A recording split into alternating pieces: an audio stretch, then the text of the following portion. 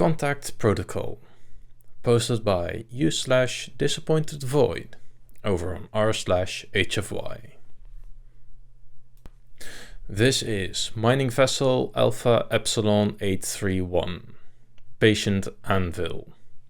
To all craft in system, please be aware that we will be activating mining drives in 5 standard minutes, at radial 47 degrees, elevation 5 degrees, distance 1.7 AU.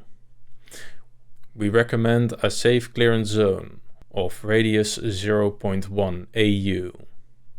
All unshielded systems are likely to be affected within this zone. Any ships within 0.07 AU are likely to suffer physical damage. This message repeats. Rosalind flicked her hands across the communication terminal and set the message to relay through nearby FTL markers with the appropriate countdown to collection and mapping charts. It was extremely unlikely anyone would be out this way, but it paid to keep up your standards. Far too easy to slide into cutting corners that get someone killed, even if it could grate on the patience of her crew at times. Glancing out of the view screen, the massive red dwarf filled the sky. Even now, still growing, as it burned off its reserves of fuel. It was almost possible to convince herself that she could see the shadows of tens of thousands of asteroids to which her crew had been diligently attaching skip drives and wrapping in containment shielding over the past couple of months. Rosalind turned to her drone chief, Miles. "Still green, Miles?" "Still green, Captain," Miles replied with a nod after confirming on his terminal. Rosalind returned his nod and turned to James, her captured chief. "James, all ready to recover the packages?" James spent a number of quiet seconds running through several screens, including for the point defense weaponry and shielding, before looking back up at Rosalind. "Looking good here, Captain." Rosalind smiled and turned to the final member of her team, and the newest. A shiny junior grade engineer, fresh out of space camp, as the civilian training arm of the Human Space Administration was known. "How about it, Amy? Ready to crush some rocks?" Amy nodded quickly after scanning the refinery and production facility indicators one last time. "Yes, Captain, all ready." "Great work, team. Make sure to shout out if anything changes. We want Amy's first run to go smoothly and get her on the way to earning her bronze bar the right way."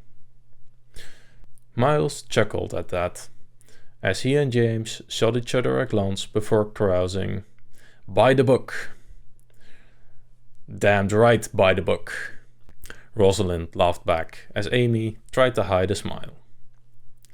There was a reason why Patient Anvil had such a good safety record after all. After 2 decades in service processing asteroid belts, and hardly a scratch on the paintwork under Rosalind's careful stewardship. The countdown ticked towards 0 as the bridge crew ran through their last-minute checklists.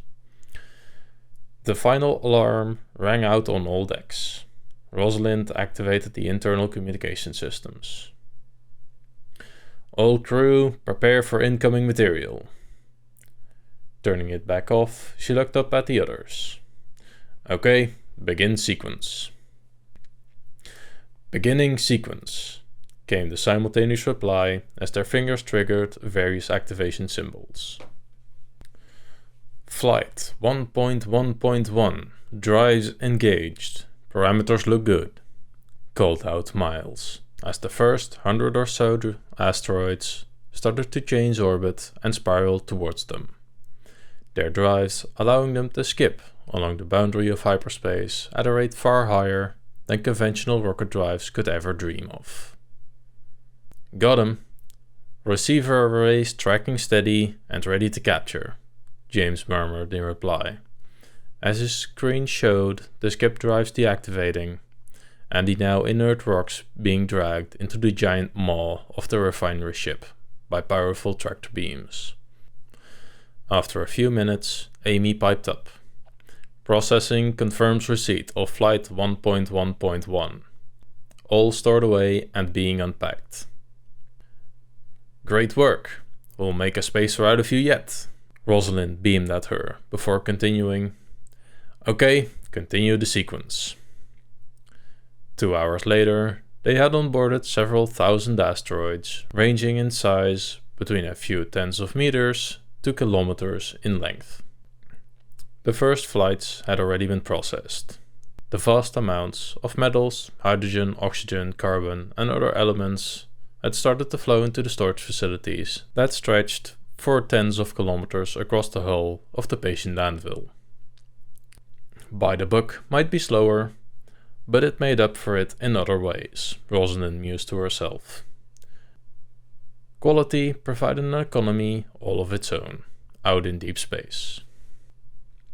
Suddenly, an alarm sounded, and her helmsman, Kim, shouted out. Outer system markers have been tripped. Radial 52, elevation 10 degrees, distance 15 AU, and closing rapidly. Estimated course will clip the outer mining zone in approximately 30 seconds. Rosalind immediately turned to Miles. Cancel inbound flights, pause follow-ups. Deactivate their skip drives if you can. James, raise full shields. Flipping on the communication systems, she sent out an all-band hyperspace communication. Unknown ship entering this system. You are on course to collide with a region of hyperspace instability. Divert immediately. I repeat, divert immediately.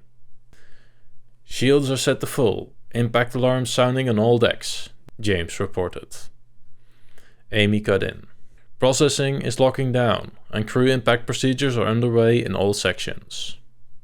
Flight 7.3.8 diverted. Skip drives in the zone are spinning down, but not fast enough, grunted Miles, as he wrestled with the controls. Long hours of drills, allowing him to rapidly process the shutdown protocol. But unfortunately, not fast enough. Unknown ship entering outer mining zone in 3, 2, 1, counted out Kim, as she monitored the astrometric systems, watching the collapsing volume of hyperspace instability, as Miles desperately shut down thousands of skip drives.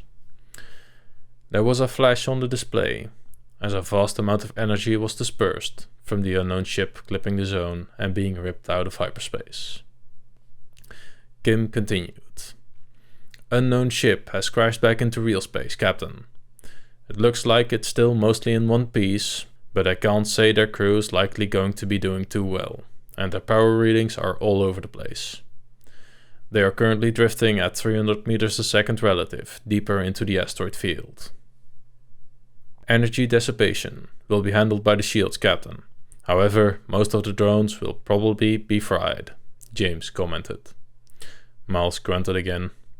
I've lost communication with at least half of them on that side of the field, but some are rebooting. Rosalind turned back to Miles. Keep shutting down the drives of any drones still responding, Miles. James, launch a medical and engineering team to assist.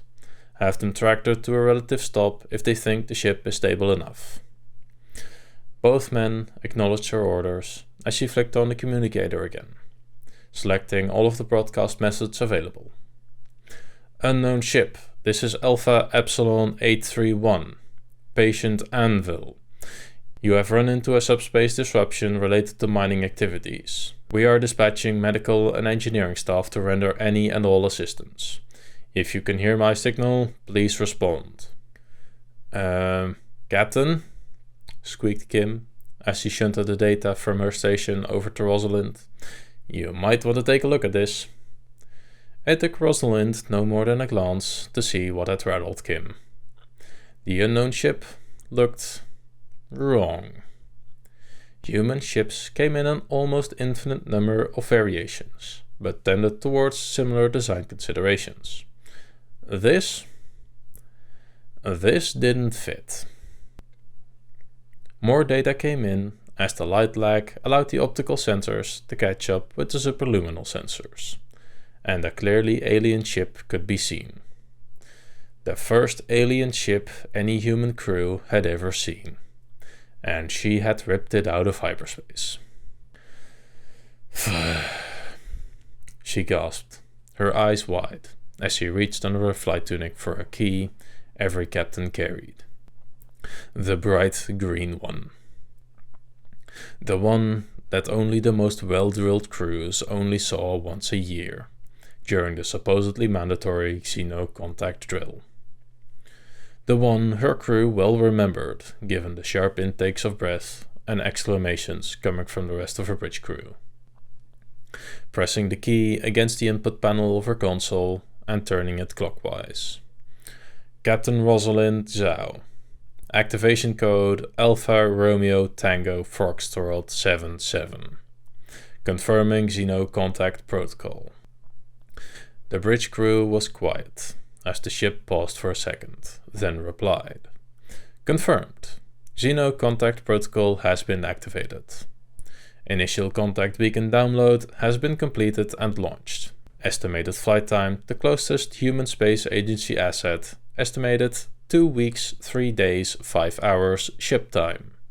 Secondary contact beacon has been launched and is en route to system periphery via electromagnetic passive launch. The ship is now in continuous monitoring mode. Data backup and transfer to secondary contact beacon is in effect. The bridge crew all looked at each other in shock for a few moments before James coughed and asked, So, will I let the shuttle know then? Rosalind nodded. Yes, please, James.